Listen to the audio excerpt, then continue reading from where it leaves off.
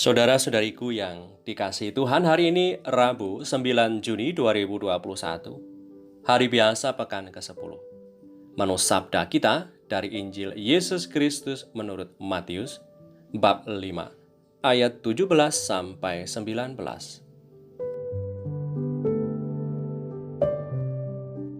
Dalam khotbah di bukit, Yesus bersabda, "Janganlah kamu menyangka bahwa aku datang untuk meniadakan hukum Taurat atau kitab para nabi. Aku datang bukan untuk meniadakannya, melainkan untuk menggenapinya. Karena aku berkata kepadamu, sesungguhnya selama belum lenyap langit dan bumi ini, satu iota atau satu titik pun tidak akan ditiadakan dari hukum Taurat sebelum semuanya terjadi. Karena itu, siapa yang meniadakan salah satu perintah hukum Taurat sekalipun yang paling kecil dan mengajarkannya demikian kepada orang lain, ia akan menduduki tempat yang paling rendah di dalam kerajaan surga. Tetapi, siapa yang melakukan dan mengajarkan segala perintah-perintah hukum Taurat, ia akan menduduki tempat yang tinggi di dalam kerajaan surga." Demikianlah Injil Tuhan. Terpujilah Kristus.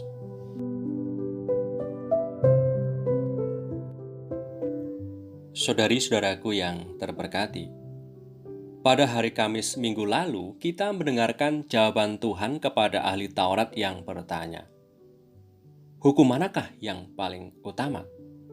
Dan Yesus menjawab, "Hukum yang utama adalah mengasihi Allah dengan sepenuh hati dan mengasihi sesama seperti mengasihi diri sendiri." Mengasihi Allah sebagai yang utama, prinsip utama dalam hidup. Sebab dari Dia kita hidup dan bisa melakukan segalanya di dunia ini. Jika kita sudah mengasihi Allah dan dipenuhi oleh kasih-Nya, maka kita pun akan tergerak untuk mengasihi mereka yang juga dikasihi Allah. Mereka yang dikasihi Allah adalah mereka yang kita sukai ataupun yang kita benci sekalipun. Lalu, siapa teladan utama dalam mengasihi Allah dengan segenap hati dan mengasihi sesama secara total? Tentunya jawabannya adalah Tuhan Yesus sendiri. Ia sungguh mengasihi Allah. Selama hidup di dunia, ia melakukan kehendak Allah dalam rupa karya dan mukjizat yang dilakukannya dan pengajarannya, dan juga dalam sikap ketaatannya yang ditunjukkan, walaupun harus menanggung sengsara dan wafat di kayu salib. Ia sungguh Allah yang mengasihi manusia dengan sepenuh hati. Ia mengasihi manusia, baik mereka yang percaya dan menerimanya, ataupun mengakuinya, ataupun mereka yang menolaknya. Maka, persis seperti dikatakan Tuhan Yesus hari ini, "Jangan kamu menyangka bahwa aku datang untuk meniadakan hukum Taurat atau kitab para nabi.